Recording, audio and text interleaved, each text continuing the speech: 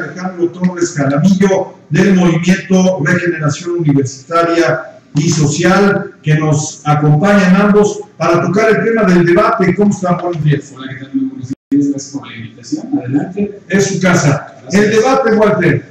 Bueno, el debate, yo le cambié el nombre, ¿no? Yo también. Porque cuando se debate es un intercambio de puntos de vista, de ideas, de propuestas y cosas por el estilo, y aquí el intercambio no existió. Las ideas solamente vinieron de un lado, las propuestas solamente vinieron de un lado. De los otros dos lados que estuvieron presentes no vi ningún tipo de contraste a lo que se estaba planteando. Sí, estaban ahí presentes y se dedicaron a un ataque sistemático contra el candidato puntero, que en este caso es Miguel Barbosa, ¿sí? Pero me hubiera gustado más que dedicaran más tiempo a exponer cuál es su plataforma política, sus propuestas, y por qué no, sus críticas también. Pues, es un debate. Se vale, ¿no? Se vale, pero se dedicaron exclusivamente a un ataque personalizado. Ni siquiera tocaron sus puntos de programa en el ataque, se dedicaron a un ataque contra la persona, como si fuera un individuo que no estuviera representando una opción política distinta a la que nos ha gobernado. Sin duda. Jorge Alejandro Torres Jaramillo, tu opinión sobre el debate. Compartimos ciertos puntos coincidentes con el compañero Walter. La propuesta articulada, dinámica y bien dirigida, claro, la dio el candidato Barbosa. Los otros dos candidatos de los partidos que estuvieron ahí presentes demostraron que carecen de plataforma política y social. Ellos no han logrado levantar en el ámbito de la sociedad un alto nivel de efervescencia en los votantes. Algo que nosotros analizábamos el mismo día del debate fue que va a ser muy difícil que después de este debate cambie la perspectiva social referido a los candidatos. Pues yo ya lo veo muy difícil, muy complicado, totalmente, ¿no? Totalmente, y menos con esta ausencia de ideas, ausencia de programas. Ellos no pudieron definir concretamente, los otros dos candidatos, el qué hacer, el cómo y el con qué, que era lo que decía aquí el compañero Walter, porque carecen de esa estructura.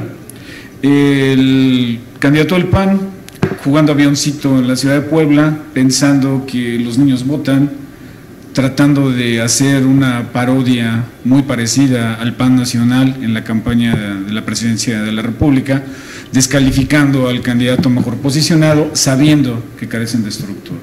Y en Puebla, el PAN, al igual que el PRI, lo hemos comentado, ya no representan lo que en un determinado momento fueron.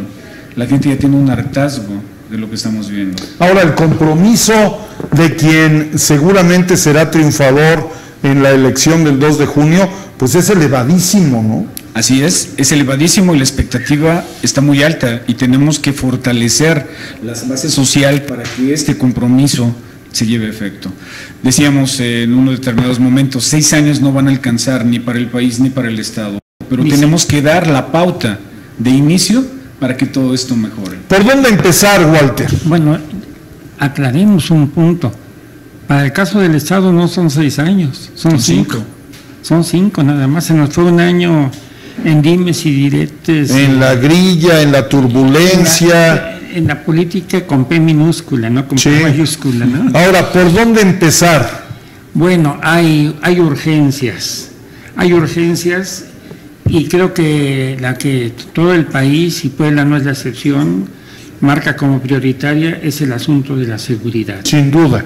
Y en ese sentido, afortunadamente, pues hay posibilidades de revertir algunas cuestiones. Sin embargo, hay otros aspectos que no son el primero, pero que sí están en el segundo y tercer lugar, muy cerquita del primero, como son la generación de empleos, el resarcimiento de la economía y uno que yo he venido insistiendo mucho, el cambio de rumbo de la educación. La educación no puede limitarse a la mera instrucción, a solamente a los contenidos programáticos de las asignaturas y ya, eso es instrucción. La educación tiene que ver con la formación de la personalidad, valores, una cosmovisión, un enfoque de vida diferente, y eso la escuela no lo está atendiendo en la actualidad. Y en los proyectos que se han presentado, sí se mencionan, pero no se les da el peso debido. Y esto creo que va a ser uno de los puntos nodales, porque nos quejamos mucho de la corrupción, pero bueno, la corrupción también es producto, entre otras muchas cosas, lo económico y todo lo que tú quieras, pero también tiene que ver con un enfoque de la vida de los que participan de ella. Si hubieran sido educados en valores, la cosa... Por ahí va el tema, ¿no? Por ahí va el tema.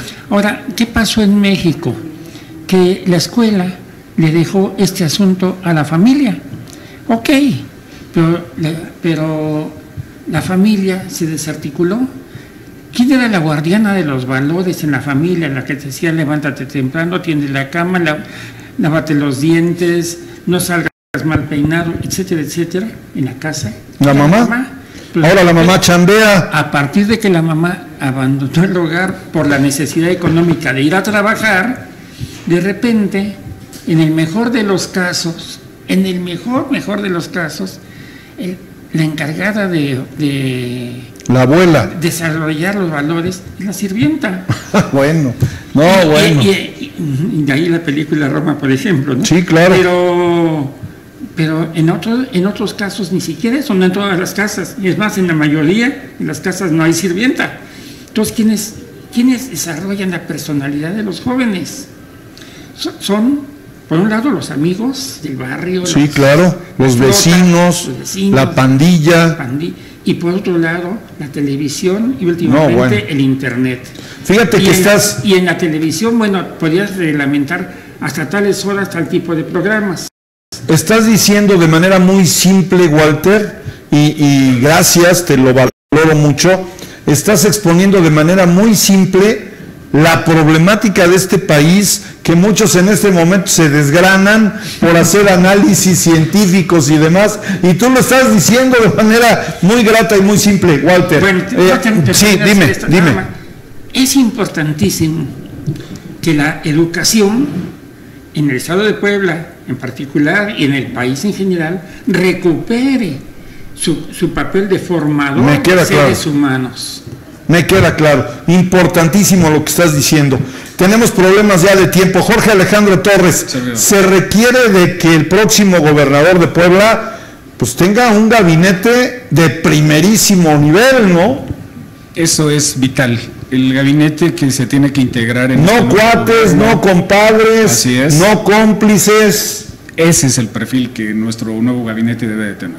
Para integrar un gobierno que realmente pueda llevar a Puebla a la cuarta transformación, necesitamos un gabinete transformador. Oye, que sepan a lo que van. Correcto. Y que sepan qué tienen que hacer desde antes de tomar protesta. Así es, así debe de ser.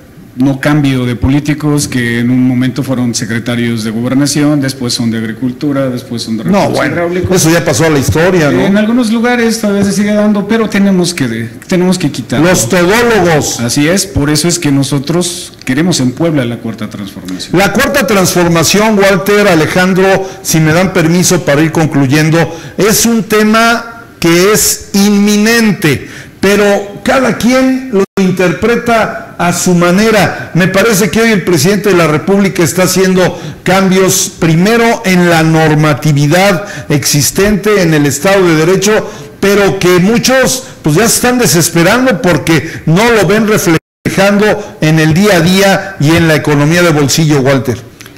Bueno, no se puede cambiar en 6 meses lo que se tardó 80 años en destruir, no se puede reconstruir en 6 meses. Para empezar, por ejemplo, regresamos al asunto de la seguridad. El asunto de la seguridad tiene que ver en estos momentos con la construcción de la Guardia Nacional, pero todavía estamos apenas en la legislación de las leyes secundarias que tienen que ver con la Guardia Nacional. Y en el tema de la educación, la reforma educativa es lo mismo. En el tema de la educación, lo mismo, y muchas, creo que bien lo decía López Obrador, el gobierno es un elefante reumático, ¿no? Artrítico, al que hay que empujar para que camine, ¿no? Fíjate que yo lo dije hace muchos años en relación al PRI, perdón, pues cada quien tiene su idea, pero yo lo dije en relación al PRI. El PRI creció a nivel de mamut hasta que llegó un momento en que ya no se podía mover, yo no sé si reumático o no, pero ya no se podía mover. Hoy vemos, por ejemplo, situaciones que nos llaman mucho la atención, pero vamos a tener en breve un enlace telefónico con Mario Delgado, el coordinador de los diputados federales de Morena en México, a quien saludamos hace unos días aquí en Puebla, acompañando precisamente a Daniel Barbosa, porque me queda claro que va a costar mucho tiempo el voltear la tortilla, Alejandro. Pero lo importante es que ya se empezó a hacer. No, me queda claro. Pero la mayor parte de la gente le tiene miedo al cambio. No, bueno, todas pues es estas un tema de generaciones, natura, así Alejandro. es, pero todas estas generaciones han sido educadas. O no me digas que tú no le tenías miedo de chavo a los cambios. Claro que sí. Le tenías Claro miedo que hasta sí. la oscuridad del cuarto. Pero lo importante es ver los beneficios Sin que esto duda, nos va a dar. sin duda. La gente está acostumbrada en México que todo se arregla con dinero. El problema es que no es el fondo, es toda la estructura que está trabajada para llegar a ese aspecto. Este cambio que nosotros queremos impulsar en Puebla tiene que ser renovador, totalmente. Y para empezar a hacer la renovación, debemos de aceptar. Cuando dices, Alejandro, queremos renovar, pues no entrarán todos al gobierno, no entrarán todos al gabinete. Totalmente. Es un tema acotado. Así ¿Cómo es. hacerle? Digo, si tú entras al gabinete de Miguel, pues qué bueno, pero si no entras, ¿cómo hacerle? Con la participación de la comunidad. Aquí algo importante es que ya la Pero comunidad, si hay miedo. pero lo tenemos que romper y le debemos de dar garantías a la gente desde el gobierno en su participación. No las teníamos. Durante los gobiernos priistas, los gobiernos panistas, fuimos acotados en nuestra libertad de expresión. No, bueno, fuimos acotados, amenazados, lastimados, vilipendiados. El morenovallismo avasalló de manera estúpida a Puebla y hoy estamos sufriendo las Ahora el consecuencias ejemplo de ello. que tenemos de nuestro presidente Andrés Manuel López Obrador es una comunicación directa con el pueblo. Oye, dijo esto y les pido a ambos que me den su opinión. Ayer lo comenté en mi columna política, me sorprendió mucho. Dijo Andrés Manuel López Obrador: por si llega de nueva cuenta la mafia del poder, hay que apurarnos. Así es. Pues yo lo veo como un mensaje, mi querido Walter. Bueno, mira, la verdad es que en una democracia no se puede descartar la alternancia. El tiempo del partido único ya vimos a lo que nos llevó, ¿sí? Porque realmente hablar de una diferencia de fondo entre PRI y PAN no lo hay. No, llegó un momento en que era, pues, prácticamente lo mismo, ¿no? Como dicen en mi cambio pueblo. de personas, pero no el cambio de programa. Me queda claro. Entonces, esta es una cosa que no debemos descartar, jamás, y tenemos que estar preparados para el caso de que realmente Morena se vuelva a convertir en oposición, pero ¿cómo lograr que no haya cambio de partido gobernante sin imposición y sin fraude electoral? Corto el tiempo, ¿no? Solamente gobernando bien. Corto el tiempo. Convenciendo a la gente de que lo que se está haciendo por el pueblo, con el pueblo y para el pueblo. Tu opinión, Alejandro, en relación a lo que dijo López Obrador.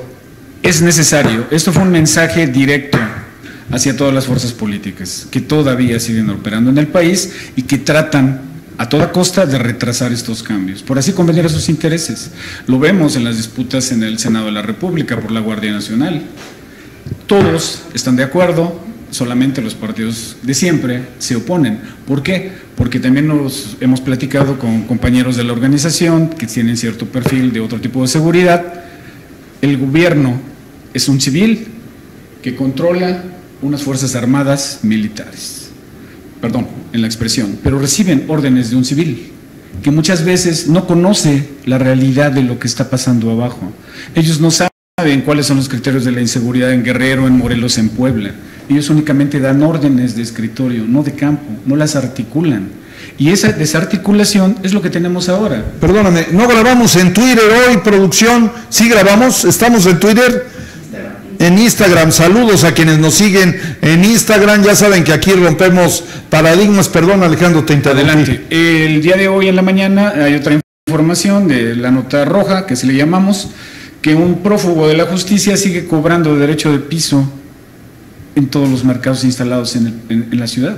¿De Puebla? De Puebla. No, bueno, y en la 46, en lo la que 46, pasó hace unas horas. Eso lo único que nos indica es una desarticulación total del órgano de poder y los operativos. Oye, Alejandro, para concluir, gracias por venir, es su programa, es su casa. Yo les pediría que después de la elección del 2 de junio nos volviésemos a ver, porque me queda claro que hay mucho que hablar, hay mucho que atender, y la tarea que nosotros hacemos a través de las redes sociales es precisamente esa, Alejandro, el interactuar con la ciudadanía, el convocar a una mayor participación ciudadana. Pero, Alejandro, ¿a dónde? ¿Por dónde? ¿De qué manera? Tenemos que abrir los canales de comunicación directa. Nosotros ya no debemos de ser pasivos, debemos de exigir lo que realmente nos corresponde. Nuestra Constitución es netamente garantista, pero no es aplicada en la realidad. Pues yo no vi, perdóname que te lo diga, y si hay alguien que ama la participación ciudadana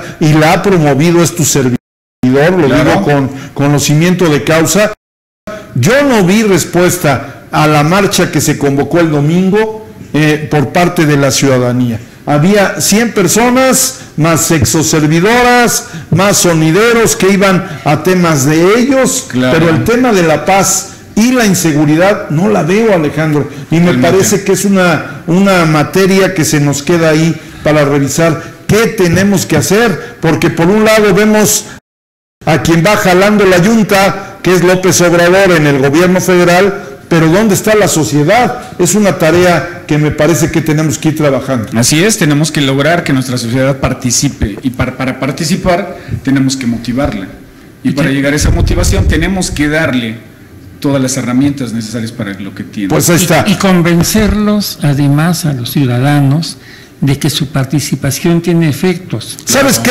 Porque una cuestión es ir a una marcha y que todo siga igual, y otra cosa muy diferente es ir a una marcha, una manifestación, un acto de estos, y ver que a partir de eso muchas cosas cambian. Mi querido Walter, gracias. ¿Sabes qué veo? Y con eso cerramos el programa del día de hoy.